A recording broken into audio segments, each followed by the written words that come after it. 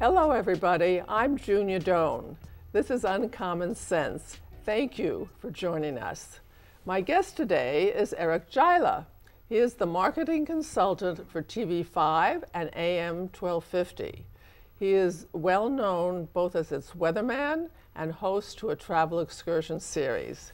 He is a local history expert, including trains, and graduated from Delta College and Michigan State with a BA in journalism and broadcasting. So welcome, Eric. Well, thanks for the invitation to come and be on the show. I understand that, because you told me beforehand, that you come from a broadcasting family. What did your parents or father do? Well, after World War II, my dad was a radioman in the war, so he got a job as a radio engineer and in the Lansing area. My mother was also at that radio station.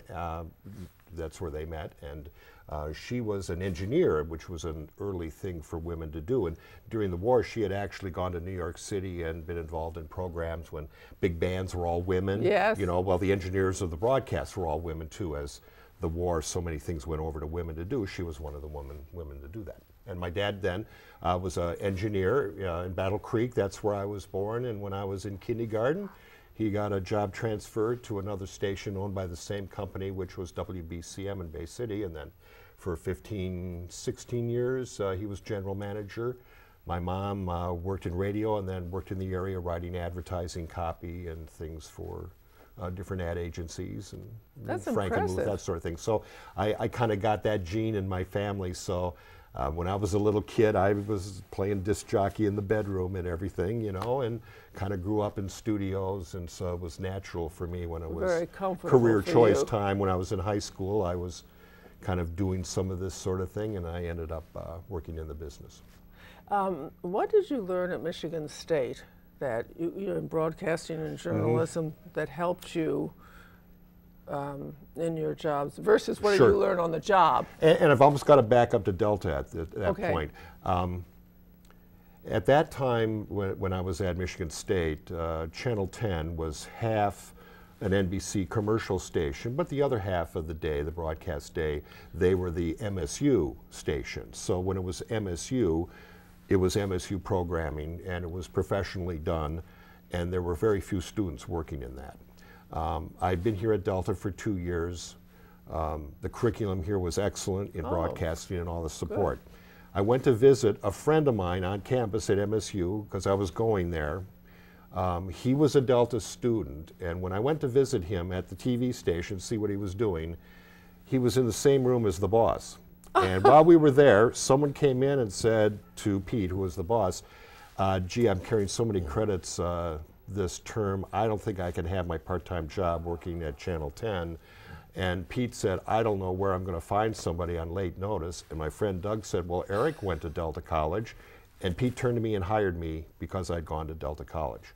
So there were only 2 paid students at the station at the time, and I got to be one of them. And it allowed me to work in a dark room and in a control room and that sort of background stuff. I didn't do anything on the air, but I was working in production skills all the way through college. You were one lucky. I was very lucky, but it was because of Delta College. It laid this Yes. foundation that was recognized by MSU because of the quality of the students that had come in to MSU from Delta. So that was the only thing I needed on my resume, was that I'd been a Delta broadcast student and been working at Channel 19. You know, you have such experience being behind the scenes and on camera. What does it take to be on camera and do it well? Comfort, I think. I mean, they say the #1 fear that people have is speaking in front of people, you know, and that's something that I tell students, you know, at career days and that sort of thing. Get involved in school theater and, you know, the service at church. Anything that puts you in front of people, the choir, the band, that gets you comfortable will pay off later when you need to set that aside. Nervousness and butterflies. I think everybody gets it, but when you're used to it, your mind is more thinking about the mechanics of the program and what needs to be done and thinking in different ways. And nervousness, for me personally, I'm nervous a day ahead of something. You know, I think, oh, I got to do that. When I'm, you know, how's that going to go? But when it gets down to it, that kind of gets set aside. And I think that's just, you got to do it a lot. When I started my career, I tried to volunteer as much as I could to be an MC, Yeah. to introduce the band on stage, anything like that that put me in front of people, and it just got more and more and more comfortable doing that. What would you recommend to people who do get nervous? Or how do you treat yourself a day You know, beforehand? and it's the oddest advice, and I think probably when I heard it early in my career, I didn't quite understand it. It takes a while for this to kind of come into focus, and that's the advice: be yourself. They say just be yourself. Well, what does that mean? That's very hard as a beginner to go, okay, I'll be myself. Yeah. But later, I think in your career, there's a difference there, and if you're genuine and you're yourself, and that includes making mistakes and everything that a person is, I think you build up a credibility with the audience, because no matter, for me, doing the weather or relating a news story, you want to have some credibility with the audience so that they trust you in the information you're giving. So I think that becomes your bread and butter. So you're working on your credibility, you're trying not to be nervous when you do it. I have always found if I do my homework, I'm less nervous.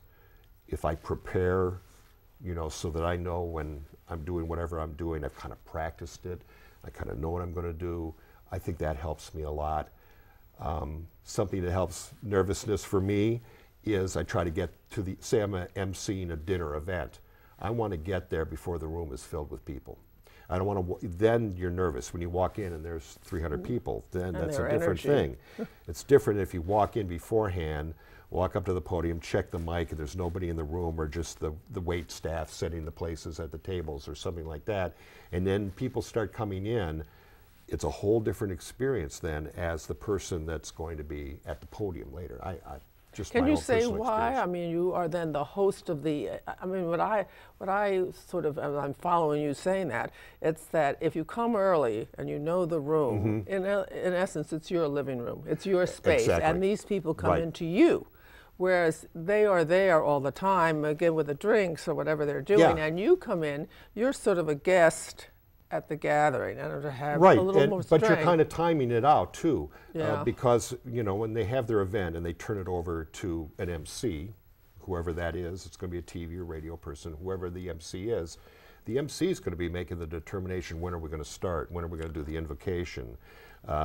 Are you going to tell a joke to set everybody at ease, or you're not going to? What's the manner of the introduction of the person that you're going to have introduced as a speaker? That sort of thing. If you're in command of all that, the nervousness is less. Isn't that interesting? You have such a wonderful voice. Do you have to have a certain kind of a voice to be on television or radio? I think in the old days, I mean, you go way back, I mean, before my era, announcers would wear tuxedos because they felt it gave them a gravitas. Yeah, announcing, and the deep voice was prized. But I think as there's more voices out in the marketplace, I think the importance of the voice isn't as much as it used to be. Did you ever take voice lessons? No. And I never sang. I don't sing, so I never had any sort of singing like choir in school or something where they teach you about breath control and that sort of thing. I never learned any of that in an organized way. Are some faces, what do I say, better photographed on television because of the bone structure, or? I think there's always been that, you know, they want somebody, of course with the exception of me, but they want somebody attractive on TV, you know, pleasurable. And then of course the audience is kind of funny because they're, well, I don't like that tie.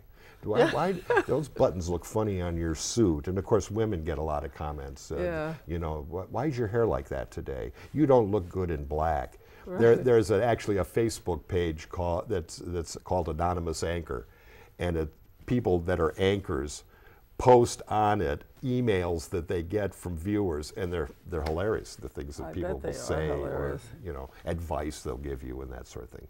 All being helpful, but it's. One of the things I admire about you is your high level of curiosity for local history. How did you come to that? I mean, you're so good at it. Yeah, a couple of years ago, it occurred to me how that started. Why did I get interested in history? And I think it was about maybe 7th or 8th grade. There was a very large archaeological dig in Bay City on the west side. It's called the Fletcher site. Usually an archaeological dig is named for the property owner, and it was Fletcher Oil Company. So the Fletcher site on the west side, Michigan State University came in and did that. And we went as a class field trip down there and stood at the rope and watched archaeologists bring stuff out of the ground. And it was magical. And I remember riding my bike down for days with my camera and taking pictures of, which I still have, of these people doing this. And then, you know, life goes on, you know, as a kid and everything like that. But then I looked later, that sparked some curiosity in me.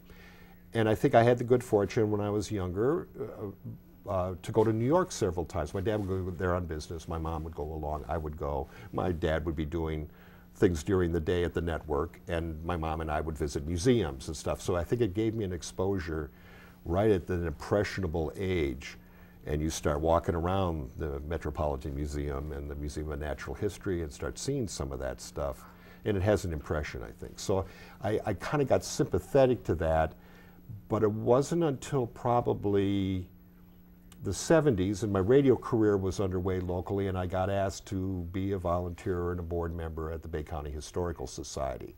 And then that kind of immersed me into local history, the people that liked local history and studied it, that whole population of history buffs, and the history itself just kind of stood out to me, and then it's kind of held my interest ever since. Is it books, raw material, interviews? How do you conduct or learn the local history? Of course, 100 years ago, you're doing it differently than if people are alive. I'll give you an example. I do a lot of little tours that, in a sense, you might say are ghost stories, but not necessarily. I tell more the story of a building and what stories are attached to that building. And so where do those stories come from? And another historian night, Dave Rogers and I, we were speaking at different groups, and a lot of them were senior citizens. We go to a senior center and talk about local history, but then you had all these ladies there that were 80, 90 years old, and we'd ask them, well, what stories when you were a kid, you know, what houses had a reputation, what building, you know, and, you know, they'd say, oh yeah, we worked at Rosenberry's Furniture, and that building was real weird. We all tried to leave together at the same time and lock the doors so nobody was left inside. You know, so these little stories start coming out, and one would lead to another, and would lead to another, and eventually we built up this little collection of unique stories about buildings in Bay City. And then I find that if I tell people those stories, in a way I can tell them the local history, you know, under the premise of this is a legend about Bay City, and then tell them the true part of the story, and then what's the legend that kind of, how do they connect. And that's a great way to get people interested in history without so much it being a history lesson, you know what I mean? Because people like stories? Yeah, I think so. You put in Bay City, I think one of the little secrets is people don't realize how many tour buses come through our community during the summer of tourists from out of town on a motor coach. And local historians in Bay City, for example, will get on the bus and give them an hour-long tour and say, well, in this building, this happened, and that, you know, and this is where the lumber, you know, guys came, Hell's Half Mile, what does that mean, what's that about, and tell them these stories in an hour and a half, and it's, I think the thing that's really magical about our history locally is it's real. We don't have to manufacture a pretend history to sell it to the tourists. You know what I mean? Did they ever do that? Manufacture or pretend it? Some communities have. And I don't know, make up history, but we don't have to tell a story of someplace else. We tell the Bay City, Midland, Saginaw story. They stand on their own, and they're very strong, and we don't have to build it up or hype it up because the stories are so compelling and true anyway. It's great stuff. And so when you start telling these stories to people in groups, are fascinated by it. And every group has something to add. Are they fascinated by one kind of a story over another kind of a story, like outlaws versus romance versus, you know, lumbering? I think the way you tell the stories, I mean, take a story like the founding of Bay County. And of course, that's a political story of, you know, forming a county. But when you put it in a context with Saginaw County and what was going on politically, well, there's all sorts of intrigue and people taking positions for monetary reasons.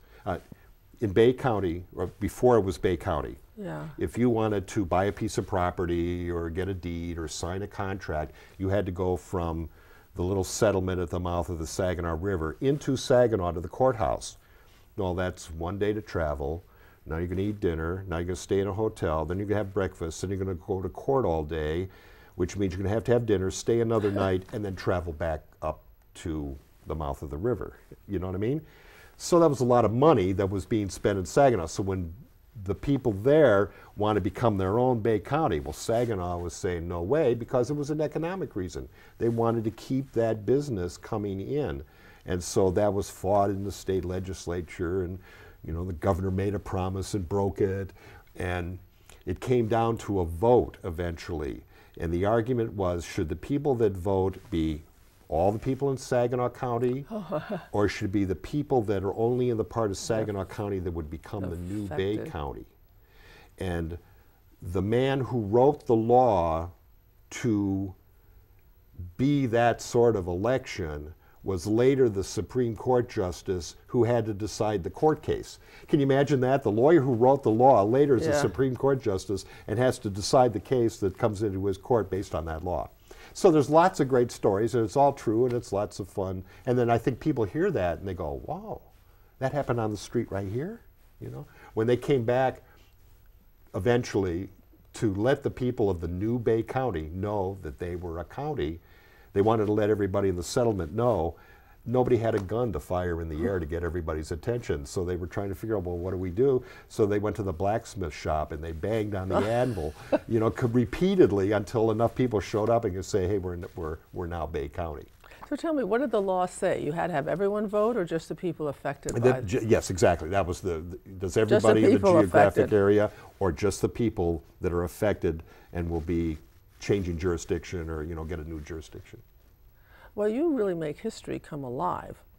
I'm thinking about children and teaching. Do you ever go into the schools with some of these stories? Sure, and actually I'm surprised by some of the schools. I've gone into first grade classes to talk about the lumber era, and they know about it. I mean, we have very good teachers, I think, in our area, and if they have the opportunity to teach local history somewhere along the line, they do a pretty good job of it, and I'm amazed at how kids learn our local history. And in all our communities, kids visit the museums on field trips, that sort of thing, but somewhere along the line, history falls aside. Kids get older and they get into high school, and then they don't go to the museum anymore. And that's one of the big challenges in the museum industry, is how do you keep people interested from being kids to later when they're adults and now they see new value and they come back and visit the museum. But there's an age range in there where people don't go to the museum.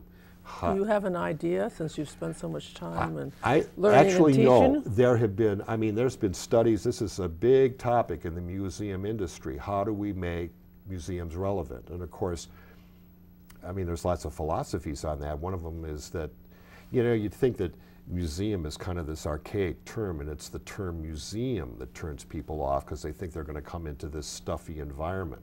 But when they do surveys, kids love museums. You know, what happens there? It's not the word, but there's a lot of places that don't use the word museum anymore. They're the historic homestead. Yeah. They're, you know, the Nauticus, the Navy Museum out in, you know, where the Monitor Merrimack fought. You know, they don't use the word museum because it's a different type of marketing. And so I think they've tried to explore that. I think it was the Smithsonian years ago really worked with young kids. What should a museum be? What's a museum like? I know that, I mean, it's standard teaching, I suppose. I'm not an educated teacher, but I think teachers understand you learn if you can handle something and do something more than if you're told about it. If I tell someone how to make a widget, it's different than showing them and having them make a widget. And so I think museums try to make themselves interactive. How can we have young people handle things, do things, have more of an experience than walking through a gallery and looking at flat panels on the wall? Now, you're a marketing consultant for the stations. What does a marketing consultant actually do? What is the purpose of it, and how do you know you're successful? That's kind of the catchphrase for advertising salesman. So there was a period of time at the station where I was working in sales off the air before I came back on the air. I see. And what kind of advertising is successful with people? Emotional? You have to segment the market. I read so much yeah, about that. that's such a difficult thing to tell a convincing story in 30 seconds. And I think the world of advertising today, just for a TV station, now involves a radio station and certainly a website and Facebook. And when I started in the business, it was a TV station.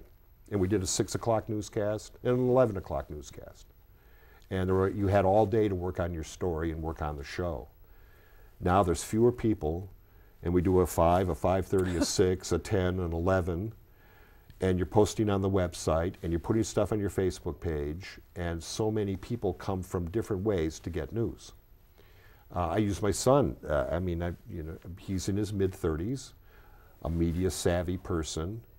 He doesn't watch the news. He doesn't read the paper so much, but he reads the paper on his phone. He goes to a website to read it. The delivery is different. Headlines. And look at how it's changed the newspaper industry and television, and everything is changing because of this. From the weather standpoint, because my bread and butter is doing the weather, when the weather's bad or if it gets dangerous, there are so many ways to disseminate that urgent Immediate. use caution, we're under a thunderstorm warning or something like that. It used to be you did it on TV. Now you do TV radio. I got to put it on Facebook. I put it on our website because different people are coming different ways to get information. What does it take to be a good weatherman, weather person? Well, I think people don't understand that the forecast is an ongoing thing. It's not like when I work weekends, I come up with my own forecast and there it is, and I'm going to walk out the door and Catherine's going to come in Monday morning and she's going to reinvent the wheel. We see what everybody, it's a continuum. And there's 4 computer model runs a day, which is where we get the forecast temperatures and that sort of thing. So there can be revisions along the way. For example, the week that we're recording this, we have unusually warm temperatures for this time of year. The computer models are struggling to say, well, how warm is it going to be on Saturday? And that range has been, at one point, was like 62 degrees, and now is running like more in the mid-50s. I kind of like that weather is so not it can vary. Totally knowable. Yeah, I think it reflects chance in our life. I heard somebody once say, it's easy to tell people what the weather's going to be, it's the timing. Yeah. It's when is it going to rain? You're certainly versatile. What makes you so good at research and being on air and selling people the ads? I've been doing it for a long time, so I've learned from a lot of people. I don't think it's about being smart. I think it's about knowing where information is and how to retrieve it. I don't think being a reporter is you got to know a lot of stuff. It's that you've got to write a theme paper every day starting from scratch. And if you know where to go to get the information, I think that's the real challenge. Are people's attention spans different now? Oh yes, I think so. And the way we look at a screen is different. Think of the cable news networks. And there's a crawl running across the bottom of the screen, and there's stuff down the side of what the upcoming stories are. And you're talking, and there'll be information about you at the bottom of the screen. That's because young people who play video games and have grown up in this video-rich environment, they can process all that information. They can be listening to the speaker, they can be reading the bottom of the screen, and they can keep track of that. You go to an older, elderly viewer, and it's too much. They have a hard time. How do you refresh yourself from all this? I mean, I have to refresh myself from all this. Yeah, I really this. think unplugging is an important thing, especially for families. At some point, everybody's got to turn the cell phone off. I know there's that thing, you go to a restaurant with your friends, and everybody puts their cell phone on the table in the middle, and the first one that reaches out and checks their phone picks up the bill. And everybody's like, everybody's got to check their phone. Everybody's nervous to check the phone. And that way, you keep your conversation. Nobody's, checking their phone or phone's not ringing. You put the phones out in the middle of the table, and the first one to reach for their phone pays the bill. Would you say this is a good field to go into for a young person? Yes, I think it's a growing field because we're coming so much media, but so important. And like right now, the consumer gadget show's underway in Yes. Vegas, and they're talking about remote controls for your TV where you wave your hand, and ultra high def that'll be even sharper than the pictures we're looking at now. And they're already working on this future out there that's pretty amazing, and that just keeps going. So the products are coming into the marketplace. Some are succeeding and some are failing, and the market makes their choices, and it's always evolving. So the inventive person, it's a Lots to content report. rich. There's exactly, it all needs content. The content providers, content the drives it. writers, the people that are posting these things, that becomes very important. There's certainly career growth there. Thank you, Eric. So this has been a very interesting discussion. What I have learned is serendipity is really important in life. And the fact that he had parents in the business, the fact that they took him along to the studios, the fact that his mother made sure they went to museums, made him see it as an opportunity, but also put down the beginning roots of feeling comfortable. And again, serendipity at Michigan State, he's visiting a friend who works at the station, has to quit, the boss is there. Boss says, "Oh, you can't, I don't know anybody else." And the friend turns to Eric, who had been a Delta and properly trained, and indeed he hired him on the spot. So he had a paying job backstage, and he had the ability to learn in front of the camera, which he says, if you're nervous, be yourself. But he also says, be prepared. So if you're giving a speech, know your space when there's nobody in it, so you feel comfortable, and that you are running the timing of whatever the event is. I also like this feeling of history, so I invite you in your own life to look at the history recorded and remember, do something nice for someone you know and someone you don't know every single day of your life. I'd appreciate it, and so would Eric, and thank you so very much for being part of our special show today. Thanks for the Thank you. invitation to be on. To contact Junia, send her an email at info@juniadone.com. For more information, program schedules, and news about future guests, go to www.juniadone.com.